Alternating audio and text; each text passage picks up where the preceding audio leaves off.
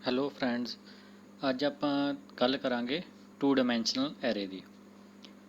2 dimensional array ਪੜ੍ਹਨ ਤੋਂ ਪਹਿਲਾਂ ਸਾਨੂੰ 1 ਡਾਇਮੈਂਸ਼ਨਲ ਐਰੇ ਦੇ ਬਾਰੇ 'ਚ ਪਤਾ ਹੋਣਾ ਚਾਹੀਦਾ। ਸੋ ਅਗਰ ਤੁਸੀਂ 1 ਡਾਇਮੈਂਸ਼ਨਲ ਐਰੇ ਦੇ ਬਾਰੇ 'ਚ ਨਹੀਂ ਪਤਾ ਹੈ, ਸੋ ਪਹਿਲਾਂ 1 ਡਾਇਮੈਂਸ਼ਨਲ ਐਰੇ ਦੇ ਬਾਰੇ 'ਚ ਪੜ੍ਹੋ, ਦੈਨ ਆਪਾਂ 2 ਡਾਇਮੈਂਸ਼ਨਲ ਐਰੇ ਦੀ ਗੱਲ ਕਰਾਂਗੇ। ਸੋ ਸਟਾਰਟ ਕਰਦੇ ਹਾਂ 2 ਡਾਇਮੈਂਸ਼ਨਲ ਐਰੇ ਨਾਲ। ਪ੍ਰੋਪਰਟੀ ਸੇਮ ਰਹਿਣਗੀਆਂ। ਐਰੇ ਕਿਆ ਕਰਦਾ ਹੈ? ਸਿੰਗਲ ਡੇਟਾ ਟਾਈਪ ਦੀਆਂ ਮਲਟੀਪਲ ਵੈਲਿਊਜ਼ ਸਟੋਰ ਕਰਦਾ ਹੈ।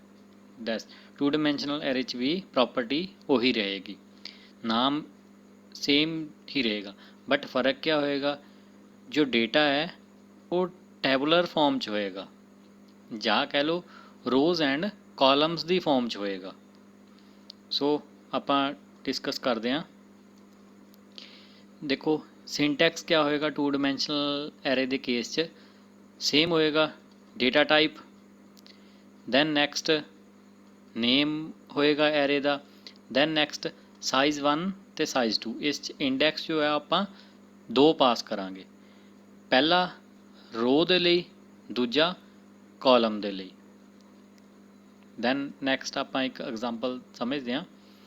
ਹੁਣ ਇਸ 'ਚ ਦੇਖੋ ਆਪਾਂ ਇੱਕ ਜੋ 2 ਡਾਇਮੈਂਸ਼ਨਲ ਐਰੇ ਆ ਉਹ ਡਿਕਲੇਅਰ ਕੀਤਾ ਹੈ, ਜਿਹਦੀ ਡੇਟਾ ਟਾਈਪ ਹੈ ਫਲੋਟ, ਨੇਮ ਹੈ ਉਹਦਾ ਮਾਰਕਸ, ਅਤੇ ਉਹਦੇ 'ਚ ਪਹਿਲਾ ਇੰਡੈਕਸ ਪਾਸ ਕੀਤਾ ਹੈ 3 ਅਤੇ ਦੂਜਾ ਇੰਡੈਕਸ ਪਾਸ ਕੀਤਾ ਹੈ 4।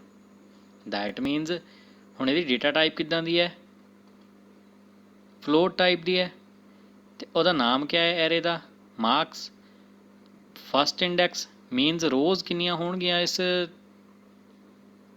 ਐਰੇ ਦੀਆਂ? 3, ਅਤੇ ਕਾਲਮਸ ਕਿੰਨੇ ਹੋਣਗੇ? 4। ਨੈਕਸਟ ਡਿਸਕਸ ਕਰਦੇ ਹਾਂ। ਦੈਟ ਮੀਨਸ ਹੁਣ ਇੱਕ ਰੋ ਦੇ ਵਿੱਚ 4 ਕਾਲਮਸ ਹੈ, ਇੱਕ ਰੋ ਦੇ ਵਿੱਚ 4 ਕਾਲਮਸ ਹੈ। ਕਿੰਨੀਆਂ ਰੋਜ਼ ਹੈ? 3 ਰੋਜ਼। 3 ਰੋਜ਼ ਦੇ ਵਿੱਚ 4 ਕਾਲਮ, ਦੈਟ ਮੀਨਸ 12 ਐਲੀਮੈਂਟਸ। ਹੁਣ ਇਹ ਐਰੇ ਜੋ ਹੈ ਉਹ 12 ਐਲੀਮੈਂਟਸ ਨੂੰ ਸਟੋਰ ਕਰੇਗਾ। ਇੱਕ ਵਾਰ ਫਿਰ ਰਿਪੀਟ ਕਰ ਲੈਂਦੇ ਹਾਂ। 3 ਰੋਜ਼ ਹੈ, 4 ਕਾਲਮਸ ਹੈ। ਹਰੇਕ ਰੋ ਦੇ ਅੰਦਰ 4 ਕਾਲਮਸ ਹੋਣਗੇ। 3 ਰੋਜ਼ ਦੇ ਅੰਦਰ 4 ਕਾਲਮ ਹੋਣਗੇ, ਦੈਟ ਮੀਨਸ 12। ਕਿੰਨੀਆਂ ਵੈਲਿਊਜ਼ ਸਟੋਰ ਕਰੇਗਾ ਇਹ ਐਰੇ? 12 ਵੈਲਿਊਜ਼ ਸਟੋਰ ਕਰੇਗਾ। ਕਿਹੜੀ ਡੇਟਾ ਟਾਈਪ ਦੀਆਂ? ਫਲੋਟ ਡੇਟਾ ਟਾਈਪ ਦੀਆਂ। ਹੁਣ ਇਹਦਾ ਜਰਾ ਇਹ ਦੇਖਦੇ ਹਾਂ ਕਿ ਮੈਮਰੀ 'ਚ ਇਹਦੀ ਰਿਪਰਜੈਂਟੇਸ਼ਨ ਆਪਾਂ ਇਸ ਤਰੀਕੇ ਨਾਲ ਕਰ ਸਕਦੇ ਹਾਂ। ਕਾਲਮਸ, ਕਾਲਮ 1, ਕਾਲਮ 2, ਕਾਲਮ 3 ਅਤੇ ਕਾਲਮ 4, ਕਿਉਂਕਿ ਆਪਾਂ ਇਸ ਐਰੇ ਦੇ ਅੰਦਰ 4 ਕਾਲਮਸ ਲਏ ਸੀ। ਰੋਜ਼ 3, ਰੋ 1, ਰੋ 2, ਰੋ 3। ਹੁਣ ਪਹਿਲੇ ਜੋ ਐਲੀਮੈਂਟ ਹੈ ਉਹਦਾ ਐਡਰੈਸ ਕਿਆ ਬਣੇਗਾ?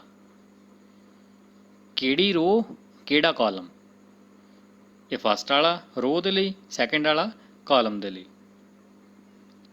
ਇਹ ਜ਼ਰੂਰ ਧਿਆਨ ਰੱਖਣਾ ਹੈ ਕਿ ਜੋ ਐਰੇ ਦਾ ਸਟਾਰਟਿੰਗ ਇੰਡੈਕਸ ਹੈ ਉਹ ਹਮੇਸ਼ਾ 0 ਹੀ ਰਹੇਗਾ, ਚਾਹੇ ਉਹ 1 ਡਾਇਮੈਂਸ਼ਨਲ ਐਰੇ ਹੈ ਚਾਹੇ 2 ਡਾਇਮੈਂਸ਼ਨਲ ਐਰੇ ਹੈ। ਸੋ ਇਸ ਕੇਸ 'ਚ ਜੋ ਸਾਡਾ ਫਸਟ ਐਲੀਮੈਂਟ ਹੈ ਉਹਦਾ ਐਡਰੈਸ ਕਿਆ ਹੋਏਗਾ? ਮਾਰਕਸ, 0 ਰੋ 0 ਕਾਲਮ। ਇਸੇ ਤਰ੍ਹਾਂ ਰੋ ਇਹ ਚੱਲ ਰਹੀ ਹੈ ਪਹਿਲੀ, ਹੁਣ ਇਹਦੇ 'ਚ ਪਹਿਲੀ ਰੋ ਦੇ ਲਈ ਰੋ ਦਾ ਇੰਡੈਕਸ ਸਾਰਾ 0 ਰਹੇਗਾ, ਮਾਰਕਸ 0 ਮਾਰਕਸ 0, ਅਤੇ ਕਾਲਮ ਦਾ ਇੰਡੈਕਸ ਚੇਂਜ ਹੁੰਦਾ ਜਾਏਗਾ। ਇੱਥੇ 0 ਸੀ, 0 ਰੋ 0 ਕਾਲਮ, 0 ਰੋ ਫਸਟ ਕਾਲਮ, 0 ਰੋ ਸੈਕਿੰਡ ਕਾਲਮ, 0 ਰੋ ਥਰਡ ਕਾਲਮ। ਅਤੇ ਇਸੇ ਤਰ੍ਹਾਂ ਜਦੋਂ ਨੈਕਸਟ ਰੋ 'ਚ ਚਲੇ ਜਾਵਾਂਗੇ ਤਾਂ ਰੋ ਦਾ ਇੰਡੈਕਸ ਚੇਂਜ ਹੋ ਜਾਏਗਾ। ਮਾਰਕਸ ਫਸਟ ਰੋ 0 ਕਾਲਮ, ਫਸਟ ਰੋ ਫਸਟ ਕਾਲਮ, ਫਸਟ ਰੋ ਸੈਕਿੰਡ ਕਾਲਮ, ਫਸਟ ਰੋ ਥਰਡ ਕਾਲਮ। ਅਗਲੀ ਰੋ 'ਚ ਸੇਮ ਇਸੇ ਤਰੀਕੇ ਨਾਲ ਸੈਕਿੰਡ ਰੋ 0 ਕਾਲਮ, ਸੈਕਿੰਡ ਰੋ ਫਸਟ ਕਾਲਮ, ਸੈਕਿੰਡ ਰੋ ਸੈਕਿੰਡ ਕਾਲਮ, ਸੈਕਿੰਡ ਰੋ ਥਰਡ ਕਾਲਮ। ਇਹ ਸਾਨੂੰ ਪਤਾ ਲੱਗ ਗਿਆ ਕਿ ਰੋਜ਼ ਅਤੇ ਕਾਲਮਸ ਕਿਸ ਤਰੀਕੇ ਨਾਲ ਹੋਣਗੇ। ਹੁਣ ਨੈਕਸਟ ਆਪਾਂ ਗੱਲ ਕਰਦੇ ਹਾਂ ਕਿ ਇਹਦੇ 'ਚ ਵੈਲਿਊਜ਼ ਕਿੱਦਾਂ ਸਟੋਰ ਕਰਦੇ ਹਾਂ ਅਤੇ ਕਿੱਦਾਂ ਵੈਲਿਊਜ਼ ਨੂੰ ਅਸੈਸ ਕਰਦੇ ਹਾਂ। ਆਪਾਂ ਜਿਵੇਂ 1 ਡਾਇਮੈਂਸ਼ਨਲ ਐਰੇ 'ਚ ਪੜ੍ਹਿਆ ਸੀ ਵਿਦਆਊਟ ਲੂਪ ਵੀ ਆਪਾਂ ਵੈਲਿਊਜ਼ ਅਸੈਸ ਕਰ ਸਕਦੇ ਹਾਂ।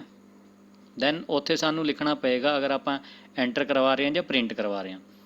ਅਗਰ ਯੂਜ਼ਰ ਤੋਂ ਐਂਟਰ ਕਰਵਾ ਰਹੇ ਹਾਂ ਸਕੈਨਐਫ ਸਟੇਟਮੈਂਟ ਯੂਜ਼ ਹੋਏਗੀ। ਸਕੈਨਐਫ %d ਜਾਂ ਐਫ ਜੋ ਵੀ ਆਪਾਂ ਲਿਆ ਇੰਟੀਜ਼ਰ ਹੈ ਜਾਂ ਫਲੋਟ ਹੈ ਜੋ ਵੀ ਹੈ ਉਹ ਡਿਪੈਂਡ ਕਰੇਗਾ ਉਹਦੇ 'ਤੇ। ਸਕੈਨਐਫ %d ਜਾਂ %f comma address of marks. ਇੱਥੇ ਉਹਦਾ ਰੋ ਦਾ ਜੋ ਇੰਡੈਕਸ ਆ ਉਹ ਸਪੈਸੀਫਾਈ ਕਰ ਦਾਂਗੇ। ਮੰਨ ਲਓ ਆਪਾਂ 0th ਲੋਕੇਸ਼ਨ 'ਤੇ ਜੋ ਮਤਲਬ ਐਗਜ਼ਾਮਪਲ 'ਚ ਦੇਖਦੇ ਹਾਂ। ਮੰਨ ਲਓ ਆਪਾਂ ਫਸਟ ਵਾਲਾ ਐਲੀਮੈਂਟ ਹੈ ਜੋ ਉਹ ਸਟੋਰ ਕਰਨਾ ਹੈ, ਮਤਲਬ 0 ਰੋ ਅਤੇ 0 ਕਾਲਮ। ਦੈਨ ਆਪਾਂ ਇੱਥੇ ਕਿਆ ਲਿਖ ਦਾਂਗੇ, ਮਾਰਕਸ 0 ਰੋ 0 ਕਾਲਮ। ਕਲੀਅਰ। ਅਤੇ ਜੋ ਉਹ ਜਿਹੜੀ ਵੈਲਿਊ ਫਿਰ ਉਸ ਟਾਈਮ 'ਤੇ ਯੂਜ਼ਰ ਐਂਟਰ ਕਰੇਗਾ ਉਹ ਕਿੱਥੇ ਸਟੋਰ ਹੋਏਗੀ, 0 ਰੋ 0 ਕਾਲਮ 'ਤੇ। ਅਗਰ ਆਪਾਂ ਲਿਖ ਦਿੰਦੇ ਹਾਂ 0 ਰੋ ਫਸਟ ਕਾਲਮ, ਦੈਨ 0 ਰੋ ਦੇ ਫਸਟ ਕਾਲਮ 'ਤੇ ਵੈਲਿਊ ਜਾਏਗੀ। ਕਲੀਅਰ। ਆਪਾਂ ਲੂਪ ਦੇ ਨਾਲ ਇਹਨੂੰ ਕਿਸ ਤਰੀਕੇ ਨਾਲ ਇੰਪਲੀਮੈਂਟ ਕਰਦੇ ਹਾਂ ਉਹ ਦੇਖਦੇ ਹਾਂ। ਸੋ ਸਾਨੂੰ ਇਹ ਪਤਾ ਹੈ ਕਿ ਸਾਡੇ ਰੋਜ਼ ਕਿੰਨੀਆਂ 3, ਕਾਲਮਸ ਕਿੰਨੇ ਹੈ 4। ਹੁਣ ਜੋ ਆਊਟਰ ਲੂਪ ਹੈ ਉਹ ਹੋਏਗੀ ਰੋ ਦੇ ਲਈ, ਜੋ ਇਨਰ ਲੂਪ ਹੈ ਉਹ ਹੋਏਗੀ ਕਾਲਮ ਦੇ ਲਈ। ਇੱਥੇ ਆਪਾਂ ਨੂੰ 2 ਲੂਪਸ ਚਾਹੀਦੀਆਂ ਹੈ ਕਿਉਂਕਿ ਆਪਣੇ ਕੋਲ 2 ਇੰਡੈਕਸ ਹੈ, ਇੱਕ ਰੋ ਅਤੇ ਇੱਕ ਕਾਲਮ। ਜਦੋਂ ਆਪਾਂ 1 ਡਾਇਮੈਂਸ਼ਨਲ ਐਰੇ ਯੂਜ਼ ਕਰਦੇ ਸੀ ਉਦੋਂ ਸਿਰਫ ਇੱਕ ਲੂਪ ਦੇ ਨਾਲ ਕੰਮ ਚੱਲ ਜਾਂਦਾ ਸੀ, ਬਟ ਇੱਥੇ ਸਾਨੂੰ 2 ਇੰਡੈਕਸ ਚਾਹੀਦੇ ਹੈ, ਇਸ ਲਈ ਆਪਾਂ 2 ਲੂਪਸ ਜੋ ਹੈ ਉਹ ਯੂਜ਼ ਕਰਾਂਗੇ। i = 0 ਸੈੱਟ ਕਰਤਾ ਹੈ, ਲੂਪ 0 ਤੋਂ ਹੀ ਚਲਾਣੀ ਹੈ। i <3 i++। ਦੈਨ ਇਹਦੇ ਅੰਦਰ ਇਹ ਲੂਪ ਚੱਲ ਰਹੀ ਹੈ 4j = 0 j <4 j++। ਹੁਣ i ਜੋ ਹੈ ਉਹ ਰੋ ਦੇ ਲਈ ਯੂਜ਼ ਹੋਏਗਾ, j ਜੋ ਹੈ ਕਾਲਮ ਦੇ ਇੰਡੈਕਸ ਦੀ ਜਗ੍ਹਾ ਯੂਜ਼ ਹੋਏਗਾ। ਸਕੈਨਐਫ %d ਐਡਰੈਸ ਆਫ ਮਾਰਕਸ ਰੋ ਦੇ ਲਈ ਕਿਆ ਹੈ i ਯੂਜ਼ ਕੀਤਾ ਹੈ, ਸੋ ਇੱਥੇ ਆਪਾਂ i ਪਾਸ ਕਰ ਰਹੇ ਹਾਂ। ਕਾਲਮ ਦੇ ਲਈ j ਅਤੇ j ਪਾਸ ਕਰ ਰਹੇ ਹਾਂ। ਹੁਣ ਇਹ ਕੰਮ ਕਿਸ ਤਰੀਕੇ ਨਾਲ ਕਰੇਗੀ, ਪਹਿਲੀ ਵਾਰ ਚੱਲੇਗੀ i ਦੀ ਵੈਲਿਊ 0 ਸੈੱਟ ਹੋ ਜਾਏਗੀ, 3 ਤੋਂ ਲੈਸ ਹੈ, ਕੰਡੀਸ਼ਨ ਟਰੂ ਹੈ, ਅੰਦਰ ਲੂਪ 'ਤੇ ਆ ਜਾਏਗਾ। ਇਨਰ ਲੂਪ j = 0 ਸੈੱਟ ਹੋ ਗਿਆ ਹੈ, j ਦੀ ਵੈਲਿਊ 4 ਤੋਂ ਲੈਸ ਹੈ 10, ਅਤੇ ਇਹ ਲਾਈਨ ਚੱਲੇਗੀ, ਐਗਜ਼ੀਕਿਊਟ ਹੋਏਗੀ। Scanf %d address of marks i means 0 value i ਦੀ, j ਮੀਨਸ j ਦੀ ਵੈਲਿਊ ਵੀ 0 ਹੈ। ਦੈਟ ਮੀਨਸ ਇਹ ਹੁਣ ਕਿਸ ਐਲੀਮੈਂਟ ਕਿਹੜੇ ਐਡਰੈਸ ਦੇ ਲਈ ਐਲੀਮੈਂਟ ਲੈ ਰਹੀ ਹੈ, 0 ਰੋ 0 ਕਾਲਮ। ਅਗਲੀ ਵਾਰ ਫਿਰ ਇਨਰ ਲੂਪ ਚੱਲੇਗੀ, j ਦੀ ਵੈਲਿਊ 0 ਤੋਂ ਕਿਆ ਹੋ ਗਈ ਹੈ 1, ਸਕੈਨਐਫ ਮਾਰਕਸ i ਦੀ ਵੈਲਿਊ 0 ਰਹੇਗੀ, j ਦੀ ਵੈਲਿਊ 1 ਇਨਕਰੀਮੈਂਟ ਹੋ ਜਾਏਗੀ। ਅਗਲੀ ਵਾਰ ਫਿਰ ਲੂਪ ਚੱਲੇਗੀ, j ਦੀ ਵੈਲਿਊ 1 ਹੋਰ ਇਨਕਰੀਮੈਂਟ ਹੋ ਜਾਏਗੀ, j ਦੀ ਵੈਲਿਊ 2 'ਤੇ ਆ ਗਈ ਹੈ। ਅਗਲੀ ਵਾਰ ਫਿਰ ਲੂਪ ਚੱਲੇਗੀ, j ਦੀ ਵੈਲਿਊ 1 ਹੋਰ ਇਨਕਰੀਮੈਂਟ ਹੋ ਜਾਏਗੀ। ਮੀਨਸ ਆਪਾਂ ਇਸ ਐਗਜ਼ਾਮਪਲ 'ਚ ਦੇਖੀਏ ਤਾਂ ਉਹ ਜੋ ਰੋਜ਼ ਐਂਡ ਕਾਲਮਸ ਦਾ ਕੰਸੈਪਟ ਆ ਉਹ ਇਸ ਤਰੀਕੇ ਨਾਲ ਚੱਲ ਰਿਹਾ।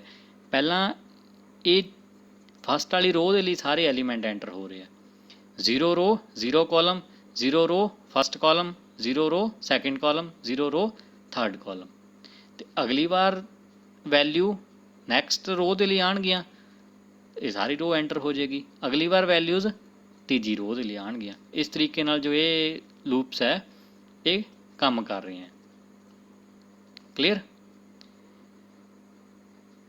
ਹੁਣ ਇੱਕ ਵਾਰ ਹੋਰ ਥੋੜ੍ਹਾ ਜਿਹਾ ਕੰਸੈਪਟ ਦੇਖ ਲਓ। ਇਹ ਫੋਰ ਲੂਪ ਦੇ ਇੱਕ ਵਾਰ ਚੱਲਣ 'ਤੇ ਇਹ ਅੰਦਰਲੀ ਇਨਰ ਲੂਪ ਜੋ ਹੈ ਉਹ 4 ਵਾਰ ਚੱਲੇਗੀ, 0 ਦੇ ਲਈ, 1 ਦੇ ਲਈ, 2 ਦੇ ਲਈ, 3 ਦੇ ਲਈ, ਅਤੇ ਫਿਰ ਇਹ ਲੂਪ ਫਾਲਸ ਹੋ ਜਾਏਗੀ, ਫਿਰ ਆਊਟਰ ਲੂਪ 'ਤੇ ਜਾਏਗਾ। Outer loop the value i ਦੀ 0 ਤੋਂ 1 ਹੋ ਜਾਏਗੀ। ਇਹ ਲੂਪ ਫਿਰ 4 ਵਾਰ ਚੱਲੇਗੀ, 0 ਦੇ ਲਈ, 1 ਦੇ ਲਈ, 2 ਦੇ ਲਈ, 3 ਦੇ ਲਈ।